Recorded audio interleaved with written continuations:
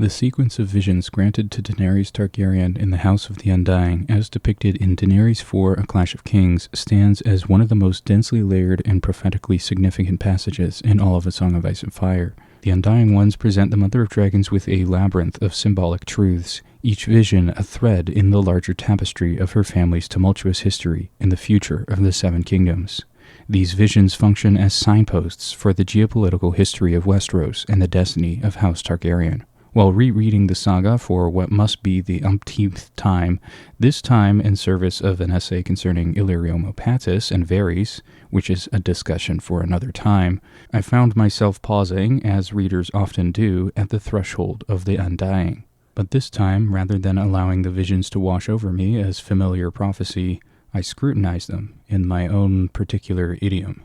What emerged from that scrutiny was a startling realization. I could now decipher all but one of them with a fair degree of certainty. However, what initially started as a second essay diverging from my Illyrio essay soon made a third essay. The analysis of the fifth vision of the House of the Undying, the one where Daenerys thinks she sees Viserys with a harp, became so extensive that it deserved its own isolated treatment. Therefore, with no home in the Illyrio essay and no home in the essay on the fifth vision, my analysis of the other visions are being released on their own. What follows is the result of that analysis, followed by a revised accounting of what happened at the sack of King's Landing in 283 AC. All of my analysis in this essay is confined to the published texts, with no reference to the TV show. There are two parts to this essay. The first part examines each of the 7 visions in the order that Daenerys encounters them. The fifth vision, the image of Viserys with a harp, is the subject of a separate, dedicated analysis. The second part of this essay applies the interpretive framework derived from these visions to the final hours of King Aerys Targaryen, the Mad King. By reconstructing the scene at the sack of King's Landing, a new theory emerges, beginning with Jaime Lannister's assumption of command over the city's defenses, through the messenger, and culminating in the king's death. This re-examination yields conclusions that extend well into the series as a whole. The evidence assembled from these visions necessitates a fundamental reassessment of Varys' role in the demise of the Targaryen dynasty, revealing a level of complicity in the death of the Mad King that surpasses even my prior theorizing. Furthermore, the interpretive framework required to decode these prophecies reveals insights into the Doom of Valyria and the mysterious death of Princess Arya Targaryen in 55 AC. It's only by understanding these earlier calamities that the full importance of the visions of the Undying and the true scope of Varys' machinations can be understood. Before we get into the essay, I wanted to re-emphasize that during this process, I was looking for Illyrio. I was not looking for Varys at all. I had already performed my analysis of Varys, and getting back into it would take way too much time and distract from Illyrio. I anticipate that I will get a lot of critique in this video saying that it's kind of ridiculous that Varys is everywhere, but I wanted to emphasize that I was not actively looking for Varys. He really is just everywhere. So with that out of the way, let's get into the analysis. Let us begin at the threshold. The chapter is Daenerys 4, A Clash of Kings, in Korth. To enter the House of the Undying, the headquarters of the Warlocks of Korth, Pyat Pree makes Dany drink the Shade of the Evening, a thick blue liquid that opens her third eye to allow her to see and interpret the visions more easily. After wandering through the mysterious halls and antechambers, Dany reaches a long, moldy hall, lined with doors on her left. But these doors are different. These doors are windows. On the other side of each door, a vision plays out, scenes from across time and space, moments that have passed, moments yet to come, and moments that never were or never will be. It's here in this hall of doors that the major visions begin. The first vision requires a bit of context to interpret. When Daenerys entered the House of the Undying, Pyat Pree has a servant bring out the Shade of the Evening on a tray. This servant is noted as being shorter than any dwarf Daenerys has ever seen or heard of. His description lends itself to the interpretation that this being is a literal rat man, a mixed species of rat and man, sort of like George's version of a goblin. To put it as gracefully as I can, the first vision contains 4 of these rat men hanging out with a beautiful woman. We are given no particulars to identify the woman other than the fact that Daenerys finds her beautiful, which is not much help since Daenerys finds many women beautiful and seems to find both men and women attractive. My first thought was that this could be Queen Rhaella, although that would have many implications and cause many problems. The reason my mind went there is because of the testimony of Jaime Lannister, which suggests that Rhaella had suffered bruises and other kinds of marks that this sort of session would probably produce. On Discord, one fan suggested that it could be Queen Helena from the days of the Dance of Dragons in the Civil War. Blood and Cheese were basically rat men. Not literally a mixed race of rat men, but they were men who were sent to deal with rats, and their numbers could have been brought up to 4 of them by just bringing other people on them with their mission. This event could have literally happened to Helena, or it could be a metaphor. However, one other possibility occurred to me while writing the script. Given the nature of the Ratmen and how they're a mix between species, we could be getting a glimpse into how Valyrian blood mixing was performed. We know that old Valyria was said to perform foul blood mixing practices, and I always assumed that it must be some sort of magical blood sacrifice thing, but it could also just be the old-fashioned way, with some sort of magic enabling a child to actually be made. Out of the 3 options, I think that this is the likeliest, but I don't know. The first vision is the only one that I can't make sense of. Given that I can't decipher it anyway, we've lingered too long on this vision, and I will be setting it aside from discussion. Further on, she came upon a feast of corpses. Savagely slaughtered, the feasters lay strewn across overturned chairs and hackled trestle tables, asprawl in pools of congealing blood. Some had lost limbs, even heads. Severed hands clutched bloody cups, wooden spoons, roast fowl, heels of bread. In a throne above them sat a dead man with the head of a wolf. He wore an iron crown and held a leg of lamb in one hand as a king might hold a scepter, and his eyes followed Dany with mute appeal. This is a vision of the Red Wedding, which has yet to come.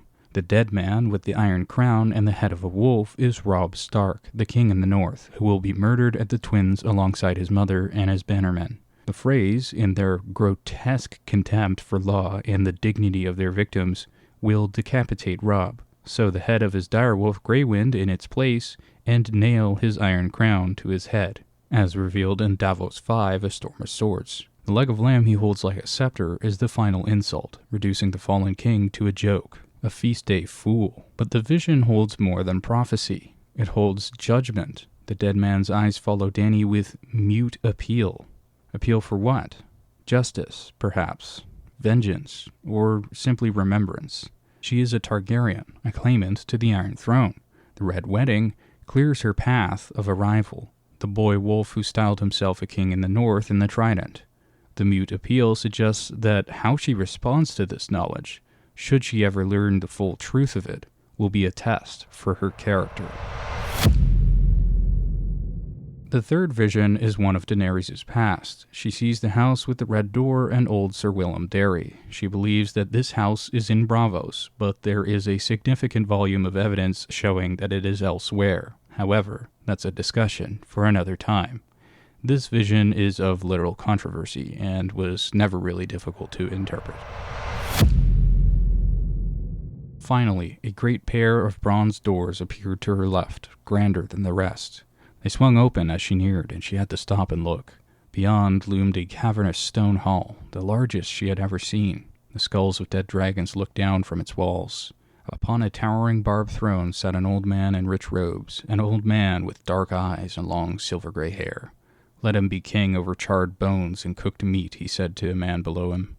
"Let him be the king of ashes." Drogon shrieked, his claws digging through silk and skin, but the king on his throne never heard, and Dany moved on. The location of this room can be easily deduced. Few rooms in A Song of Ice and Fire are described with great bronze doors. One of them is the Iron Throne. In Sansa 5, A Game of Thrones, when Joffrey removes Sir Barristan Selmy from the Kingsguard, the Hall of the Iron Throne is described with bare stone walls and great oak and bronze doors. The Iron Throne is also described as a cavernous stone hall by many characters, has a towering barbed throne, and during the reign of King Aerys Targaryen specifically, dragon skulls hung from its walls. This is repeated at least 3 times in the opening book of the series. In Tyrion 2, A Game of Thrones, we hear that when he had first come to King's Landing for his sister's wedding to Robert Baratheon, he had made it a point to seek out the dragon skulls that had hung on the walls of Targaryen's throne room.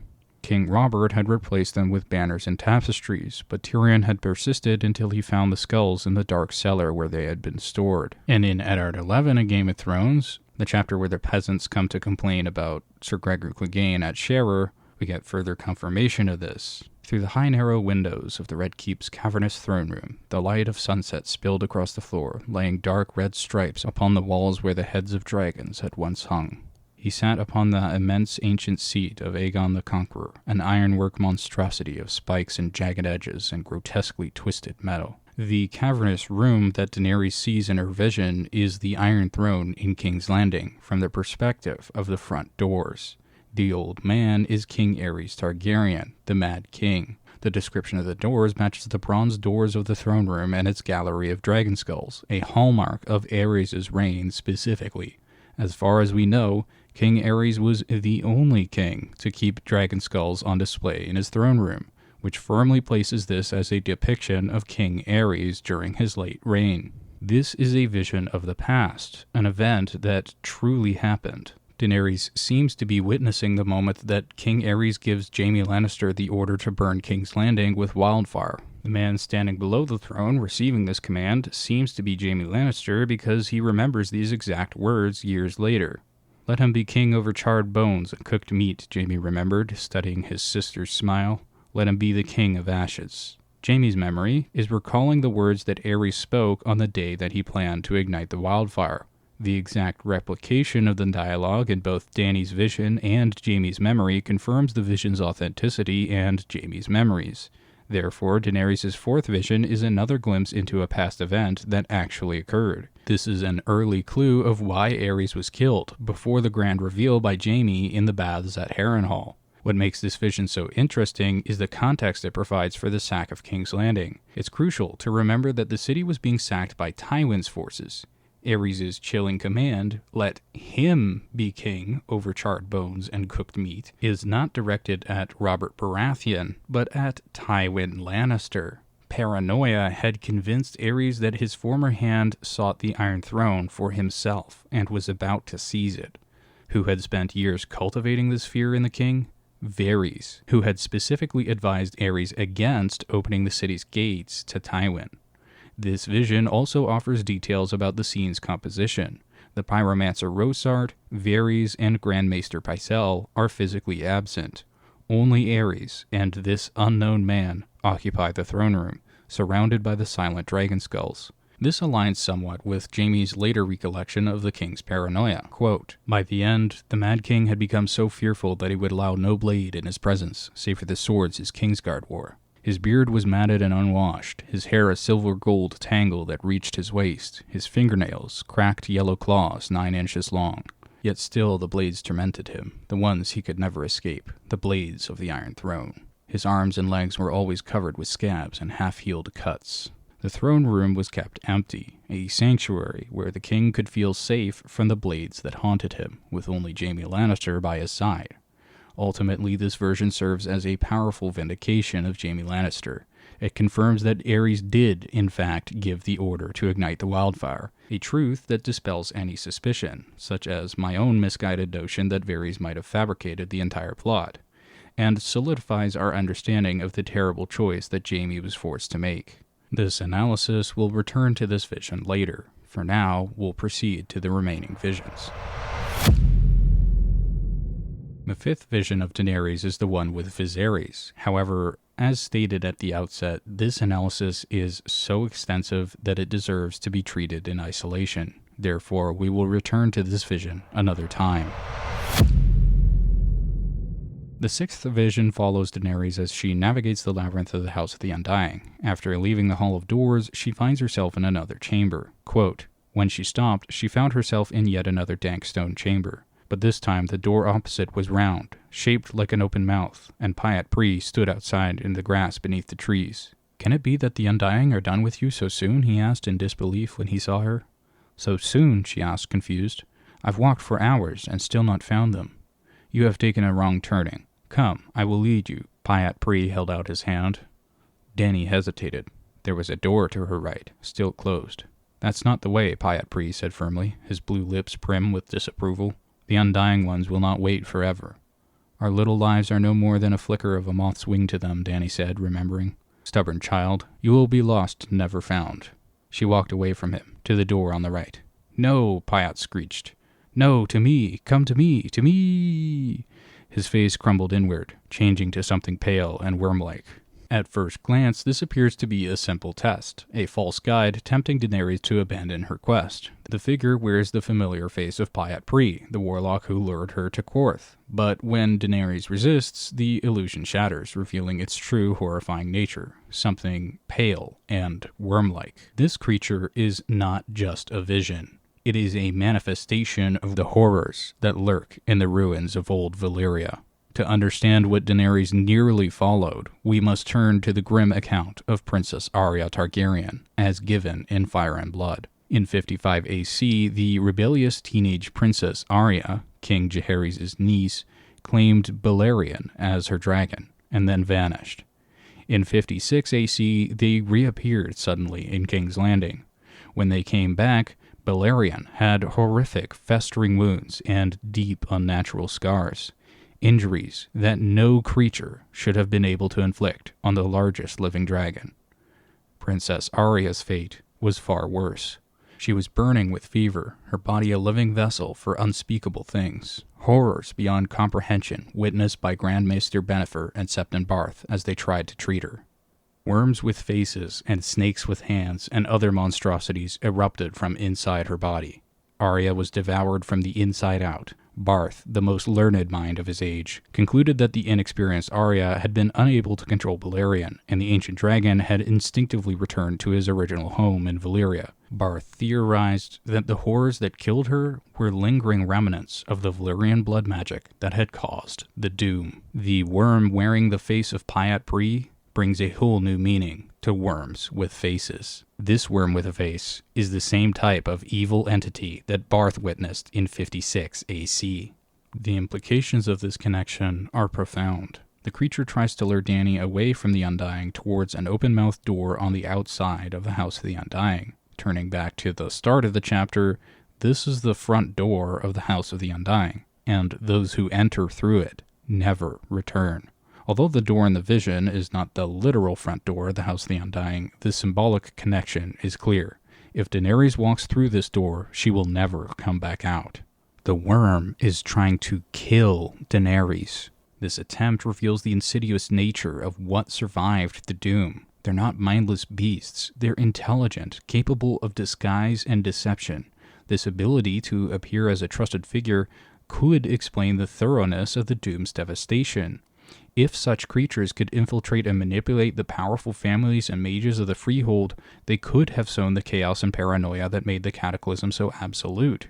They are the embodiment of the idea that the Doom was a punishment or a consequence unleashed by forces that still endure, waiting for the unwary. They would explain many things about old Valyria, and why it remains so inhospitable, why men rarely return from its lands. May even explain why the fleet of Volantis went missing in its waters. By choosing the door on the right and rejecting the false Pyat Pri, Daenerys avoids a fate that would have mirrored Princess Arya's, a descent into a nightmare realm from which she would have never returned. The seventh and final vision of Daenerys presents a detail so subtle that it easily escapes notice, yet so significant that it may unravel our entire understanding of the House of the Undying. The doors are described as follows. To her right, a set of wide wooden doors had been thrown open. They were fashioned of ebony and weirwood, the black and white grains swirling and twisting in strange interwoven patterns. They were very beautiful, yet somehow frightening. The blood of the dragon must not be afraid, Dany said a quick prayer, begging the warrior for courage and the Dothraki horse god for strength. She made herself walk forward. The word Weirwood is provided by Daenerys herself. But how does Daenerys Targaryen know what Weirwood is? How does she recognize it and know its name? Weirwood is a tree native to Westeros, sacred to the old gods of the north. It grows in the gods' woods of noble houses, its white bark and blood-red sap unmistakable to anyone who has seen one. But Daenerys has never been to Westeros. She was born on Dragonstone, an inhospitable island fortress off the coast, and spirited away as an infant before she could form memories. She allegedly grew up in the free cities of Essos, Braavos, Myr, Tyrosh, Qohor, Volantis, and Lee. In all of her travels, across all of her chapters, there is no mention of her ever encountering a weirwood tree. They do not grow in the free cities. They are not part of Essosi culture or religion. And yet, in the heart of the House of the Undying in Korth, she looks upon a door and names the wood without hesitation. Not white wood or a pale wood, but weirwood, the specific term used throughout Westeros for this particular tree. The knowledge is simply there in her mind. Was it placed there by the vision itself? Was Daenerys exposed to weirwood in her childhood? This is not the only occurrence of such doors in A Song of Ice and Fire. However, they are extremely rare. There are two other instances where ebony and weirwood are combined in a door. The first appears in Eddard VI, A Game of Thrones, when he visits Tobo Mott, the smith who took Gendry as an apprentice. Quote, "The man they wanted was all the way at the top of the hill, in a huge house of timber and plaster, whose upper stories loomed over the narrow street. The double doors showed a hunting scene carved in ebony and weirwood. A pair of stone knights stood sentry at the entrance, armored in fanciful suits of polished red steel that transformed them into griffin and unicorn. Tobo Mott is said to be from Qohor, also known as the City of Sorcerers. He is also an asset of VARYS and Illyrio Mopatis." The second mention comes in Arya 1, A Feast for Crows, when she arrives at the House of Black and White in Braavos. Quote, "At the top she found a set of carved wooden doors 12 feet high. The left-hand door was made of weirwood, pale as bone, the right of gleaming ebony. In their center was a carved moon face, ebony on the weirwood side, weirwood on the ebony. The look of it reminded her somehow of the heart tree in the Godswood at Winterfell. Two doors, two combinations of the same rare materials, one in King's Landing, one in Braavos. Both are associated with sorcery. Tobo Mott's door harkens back to his home city of Qohor, the City of Sorcerers, and Tobo Mott is able to rework Valyrian steel using blood sacrifice. The House of Black and White's door leads to the Temple of the Many-Faced God, where magic and sorcery is everywhere. Both doors mark thresholds between worlds. There is one unsettling possibility to explain all of this. Perhaps the weirwood is not a product of the Undying's illusion at all. Perhaps Daenerys is seeing something that is actually there, something that should not exist in Korth but does. The House of the Undying is a place of magic, older than Korth itself. Who built it? What powers shaped its halls? Could it be that weirwood, or something like it, exists in Essos after all?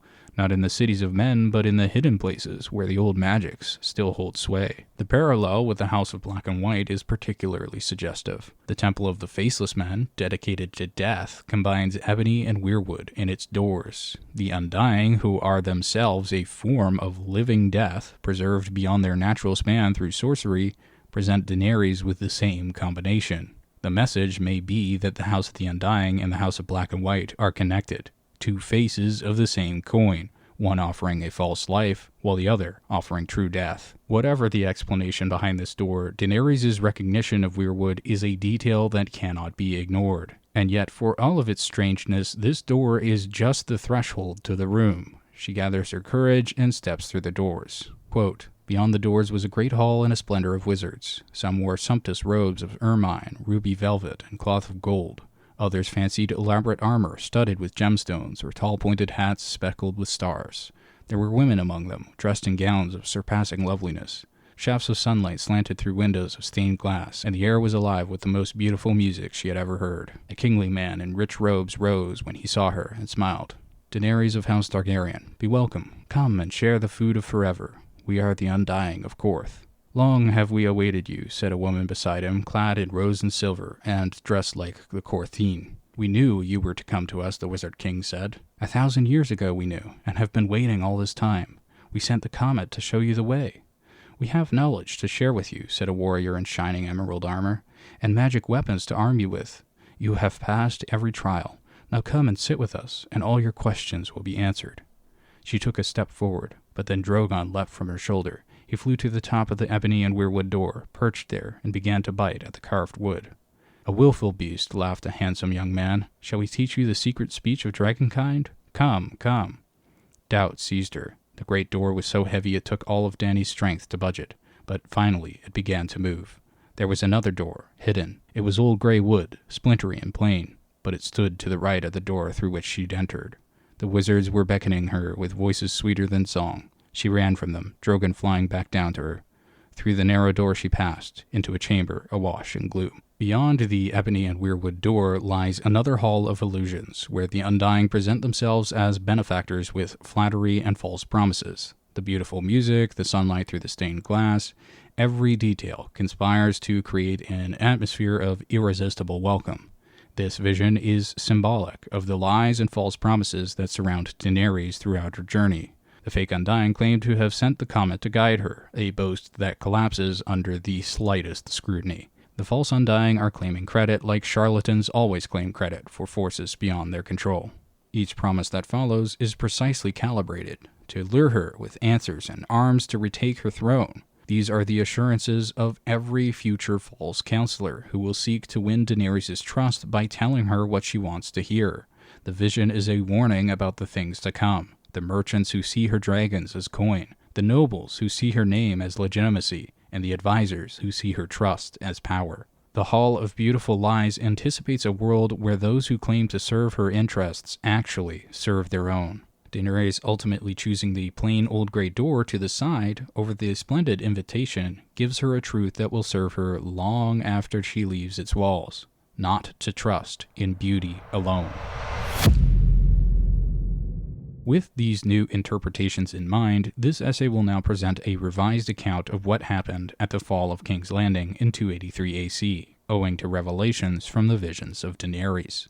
First, let us set the scene. Robert's rebellion is almost done. The Battle of the Trident has been lost. Robert Baratheon and Ned Stark march south along the King's Road, and Tywin Lannister has arrived with an army along the Gold Road. King Aerys is left with a difficult decision whether to open the gates for Tywin Lannister. VARYS advises against opening the gates.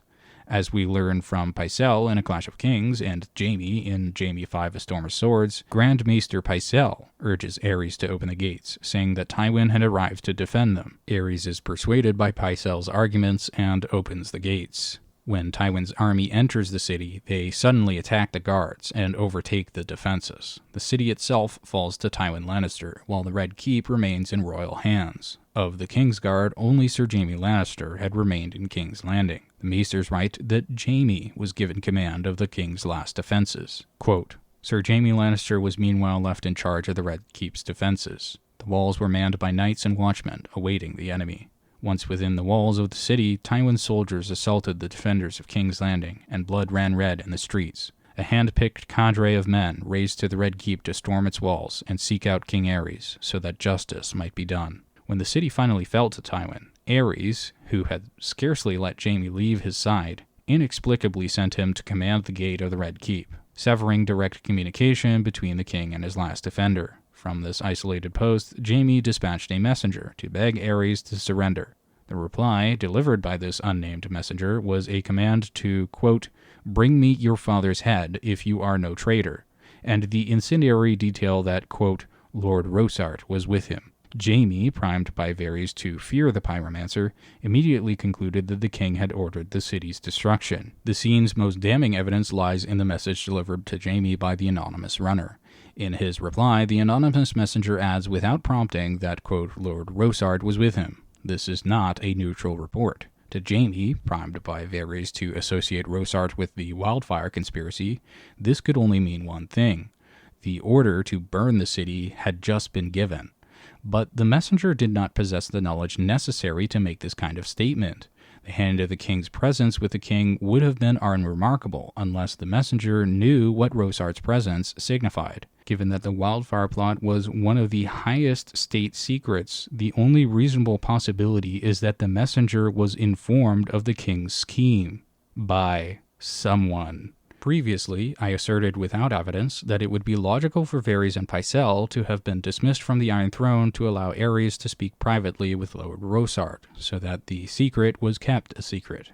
Daenerys' vision of Jaime in the throne room provides that evidence. Quote, "Finally, a great pair of bronze doors appeared to her left, grander than the rest. They swung open as she neared, and she had to stop and look. Beyond loomed a cavernous stone hall, the largest she had ever seen. The skulls of dead dragons looked down from its walls. Upon a towering barbed throne sat an old man in rich robes, an old man with dark eyes and long silver-gray hair. 'Let him be king over charred bones and cooked meat,' he said to a man below him.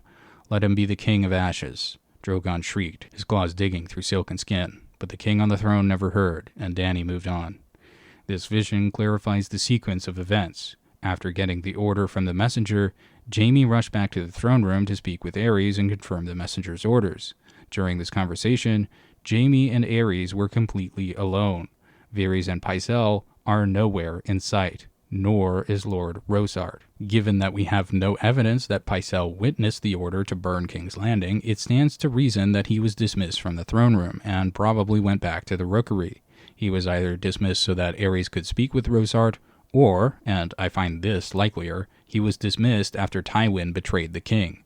However, this still raises the question of where VARYS went. He is never mentioned during the sacking, which raises all kinds of possibilities for what he might have been doing. Although there are many possibilities, I think I've figured out the likeliest: letting the Lannister army into the Red Keep.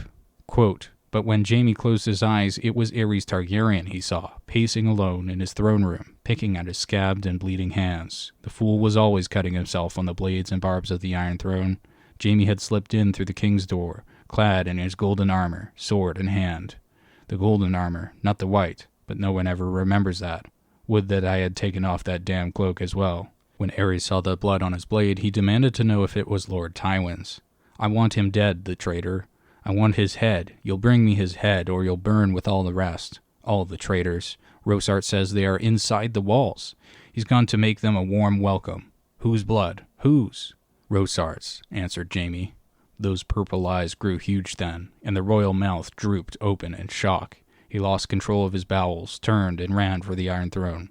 Beneath the empty eyes of the skulls on the walls, Jaime hauled the last Dragon King bodily off the steps, squealing like a pig and smelling like a privy. A single slash across his throat was all it took to end it. So easy, he remembered thinking. A king should die harder than this. Rosart at least had tried to make a fight of it, though if truth be told, he fought like an alchemist. Queer that they never asked who killed Rosart, but of course, he was no one, low-born, hand for a fortnight, just another mad fancy of the Mad King.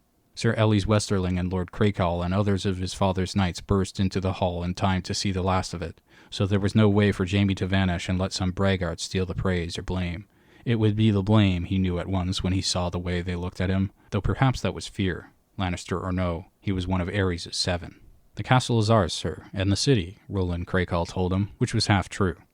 Targaryen loyalists were still dying on the Serpentine steps and in the armory. Gregor Clegane and Amory Lorch were scaling the walls of Maegor's Holdfast, and Ned Stark was leading his Northmen through the King's Gate even then, but Crakehall could not have known that. He had not seemed surprised to find Aerys slain. Jaime had been Lord Tywin's son long before he had been named to the King's Guard.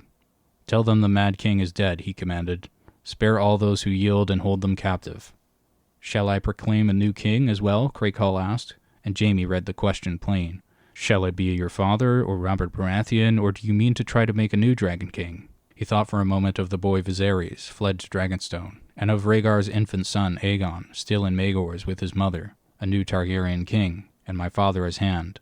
How the wolves will howl, and the Stormlord choke with rage. For a moment he was tempted, until he glanced down again at the body on the floor in its spreading pool of blood. His blood is in both of them, he thought. "Proclaim who you bloody well like," he told Crakehall. Then he climbed the Iron Throne, and seated himself with his sword across his knees to see who would come to claim the kingdom. As it happened, it had been Eddard Stark. According to Jaime's testimony in Jaime 2, A Storm of Swords, the sequence of events was, first, the messenger arrives. Then Jaime finds Rosart in armor at a postern gate. Rosart tries to fight back. Jaime kills Rosart. Jaime walks to the throne room with his sword still bloody. Aerys is pacing around, alone and with bleeding hands. Aerys demands Jaime give him Tywin's head.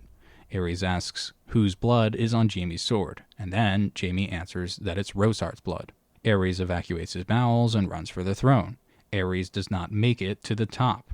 Jaime pulls Aerys off the steps and slashes his throat as the king squeals like a pig. Sir Elys Westerling and Lord Roland Clegane burst into the throne room. They aren't surprised to see Aerys dead. Clegane informs Jaime of 3 things. First, that the Loyalists are still dying on the Serpentine Steps and in the armory. Second, that Sir Gregor and Amory Lorch are scaling the walls of Maegor's Holdfast. And third, that Ned Stark is marching through the Kingsgate. In response to this, Jaime orders to spare all of those who surrender. Clegane asks if he should declare a new king. Jaime says he doesn't care and sits on the Iron Throne.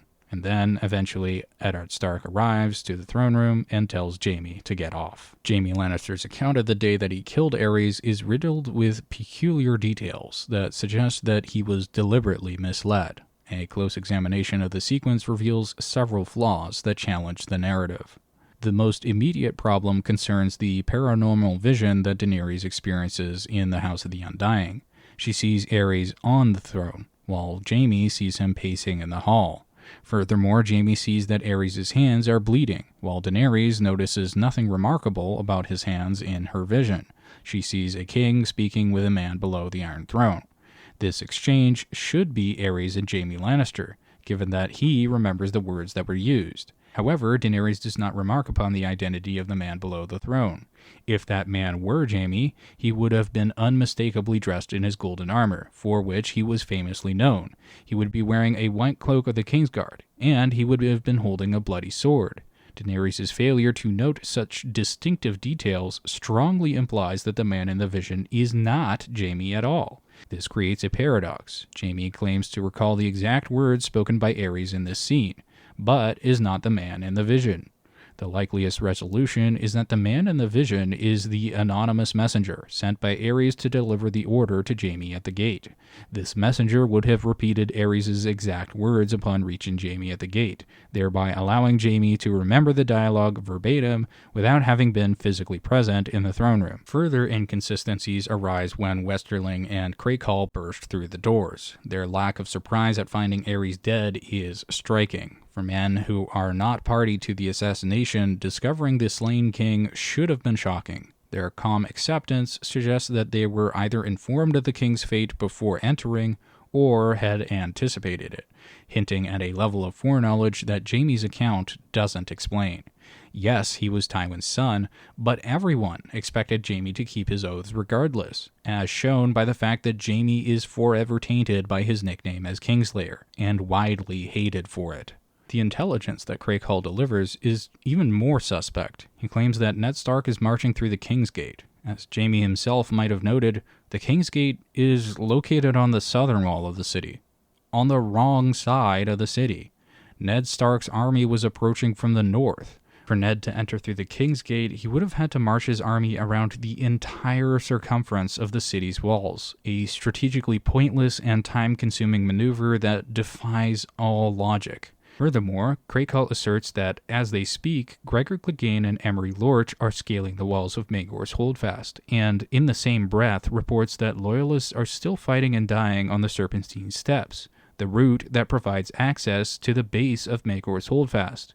If the steps are still contested, how could Clegane and Lorch have reached the walls of Maegor's Holdfast unseen and unopposed? This raises the question of how Clegane and Westerling gained entry to the Red Keep at all. Jaime was at the main gate and the postern gate, and did not open either for them. It is improbable that the other gates were opened without Jaime present. Their sudden appearance inside the throne room, armed with information that is both suspicious and logically unsound, points to an alternative source. The most likely candidate for that source is VARYS, the Master of Whisperers. If Clegane met with VARYS before entering the throne room, it would explain everything. VARYS, who knew the secret passages of the Red Keep better than anyone, could have guided them inside without using the main gates. He would have known that Aerys was doomed and would not have been surprised by his death. He would have had the intelligence network to know where Gregor and Lorch were operating, and if they were taking the hidden path into Maegor's Holdfast that bypassed the Serpentine Steps, then VARYS was the only living man in all of the Seven Kingdoms who could have provided that information. And VARYS might have intentionally misled Clegane about Ned Stark's location, or perhaps Clegane misled Jaime on VARYS' advice. The conspicuous absence of VARYS in Jaime's accounts provides the missing link that resolves most of its contradictions. I know what you're thinking. Surely there must be other ways into the castle that Gregor could have taken besides the secret passage leading directly into Maegor's Holdfast. And you'd be correct. There is one other possibility. But it also directly implicates VARYS. Let's go through a process of elimination to show why. First, we know that Gregor and Amory Lorch did not simply walk through the front gates. Jaime, who was on the battlements, did not see them in the crowd of attackers, nor did he apparently see Lords Crakehall or Westerling. This means that they entered through another way. Right off the bat, VARYS is implicated in their entry into the Red Keep at all, let alone their approach to Maegor's Holdfast, but I digress. What if Gregor came in with Crakehall and Westerling and then took the Serpentine Steps? According to Crakehall's testimony, this did not happen. The men on the Serpentine Steps were still fighting, meaning the way was still blocked and still contested when Gregor was climbing the tower. For Gregor to have gotten around them, he would have needed a different unguarded route. Furthermore, this theory ignores the other layers of defense that Gregor would have had to smash through. The guards at the doors, the men in the yard, and the men manning the portcullis, which was certainly locked and manned during an active assault. There simply isn't enough time for Gregor to have conceivably done this. Jaime spends less than a minute in the throne room before killing Ares. For Gregor to have overcome 2, likely 3 lines of defense in the same time frame is just not plausible. What if Gregor went around the defenses through the Godswood? Perhaps he went behind Jaime, cut through the Godswood, scaled the wall in the cliff, and then began climbing Maegor's. Again, the problem is timing. With Jaime in the throne room for 2 minutes or less, Gregor would have had to practically be right behind him, somehow sneaking past. But the entire perimeter was manned by Targaryen loyalists. Maybe you could have a few traitors here and there, but it is not plausible for a significant stretch of the defenses to give no signal of Gregor's approach and offer no resistance, especially given that we know other Lannister forces were opposed at the gate, the walls, the armory, and the Serpentine Steps. The guards of the castle certainly didn't seem to betray Ares en masse. What if Gregor didn't go through the castle at all? What if Tywin ordered him to shimmy along the rocky beach, then climb the sheer cliffs and walls on the side of the Red Keep facing the Blackwater Bay? This still faces the same problem. This entire section of wall was manned by guards, who remained loyal to the Targaryens. Sir Gregor Clegane is called the Mountain for a reason. It's not as if they would miss him scaling the open cliff face with 0 cover. They'd have plenty of time to turn him into a pincushion of arrows. Now, I can hear the question already. Alright, Mr. Greenwood, what is this alternate entrance that implicates VARYS? How did Gregor get into Maegor's Holdfast? Before I answer, let's establish another foundation of VARYS' involvement, so that his involvement is not downplayed by this hypothetical alternative. In Tyrion 4, A Clash of Kings, Varys states that his little birds heard the name ELIA cried out when she died in Maegor's Holdfast. Let that sink in. Varys' little birds heard the name that ELIA, inside Maegor's Holdfast, cried out when Gregor killed her. Varys explicitly confirms that he had assets inside Maegor's Holdfast during the sack of King's Landing. If his little birds were inside Maegor's, then Varys possessed the knowledge and by extension the means to get in and out of the tower secretly. This means that we know that Varys knew where the passage was during the sack, and that Varys could have entered himself, or more to the point, facilitated the entry of Gregor Clegane. My strongest suspicion remains the secret tunnel that leads directly into Maegor's Holdfast. It is the most straightforward explanation for how Gregor materializes inside of the royal apartments. However, and this is the crucial point, we don't even need to rely on that specific tunnel to prove Varys is complicit. We have already proved that he's complicit by letting the Lannisters into the Red Keep in the first place. But there is another entrance in the Red Keep that clears every hurdle we've discussed. It bypasses all defensive measures. It canonically has no guards and no armed resistance. It is an entrance that we have seen Varys use, and it would have allowed Gregor to enter the castle and then climb the tower unimpeded. Where could Gregor Clegane have gone? The Rookery. Consider the evidence. In the epilogue of Dance, Varys murders Kevan Lannister and Pycelle in the Rookery. He does this with impunity. No guards witness his entry or exit. The only person seen is a single child waiting at the drawbridge to bait Kevin inside. How VARYS got inside remains invisible, its existence unknown to the castle's defenders. Do you think that VARYS teleported in there? That he just apparated out of thin air? There's a secret passage that leads into the rookery. Furthermore, from the epilogue, we know that there are no guards posted at the rookery or inside of it, as explicitly pointed out by VARYS when he says that there are, quote, none in this room, thankfully. Now apply this to the sack. While Lannister forces fought and died at the gates, the walls, and the serpentine steps, a secret passage in the rookery would have offered Gregor Clegane a silent, unguarded point of entry deep within the Red Keep. From there, the path to Maegor's Holdfast becomes terrifyingly plausible. Apart from the tunnel directly into Maegor's, the tunnel into the rookery is the other possibility. And both possibilities point to one conclusion and one man. Whether Gregor entered through the rookery or through a passage directly into Maegor's, the path was opened for him by someone with secret knowledge. That someone was VARYS. Finally, the testimony must be weighed against the historical account provided by the Maesters in The World of Ice and Fire. They explicitly state that Aerys was, quote, the last of all to die. If the Maesters are correct, and I see no reason why they wouldn't be, then the chronological framework collapses. When Cregane informs Jaime that loyalists are dying on the Serpentine Steps and that Gregor and Lorch are scaling Maegor's, it's implied that the attack on the royal family's refuge is underway. But for Aerys to be the final casualty, the deaths of ELIA, Rhaenys, and Aegon must have happened before Jaime killed Aerys. This timeline places the murder of the children and their mother prior to the king's death, before the Lannisters had overtaken the Serpentine Steps, strongly suggesting that the secret path into Maegor's Holdfast was in fact utilized to accomplish the mission. Quote, the Red Keep was soon breached, but in the chaos, misfortune soon fell upon Elia of Dorne and her children, Rhaenys and Aegon.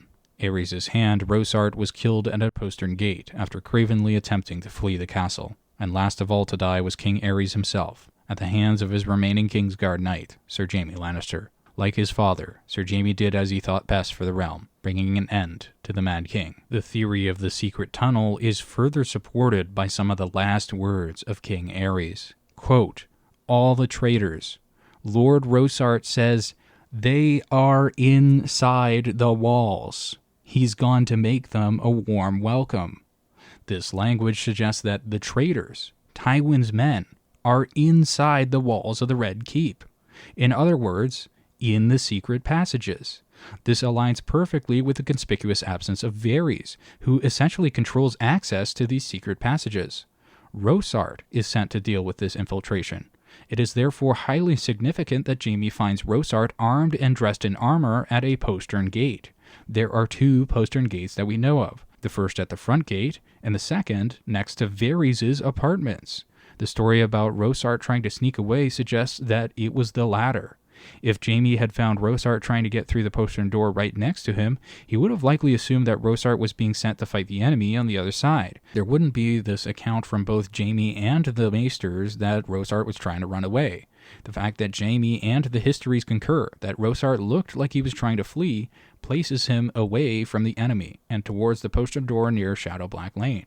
As a reminder, this area is directly adjacent to an entrance to the secret tunnels in Varys' apartments. Rosart's location at the time of his death confirms that the point of entry for the traitors was indeed the secret passages of the Red Keep.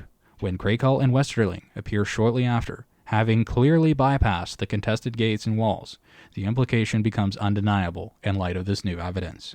Cregane and Westerling were among the traitors in the walls whom Rosart had been sent to greet, and Varys was the one who facilitated their entry.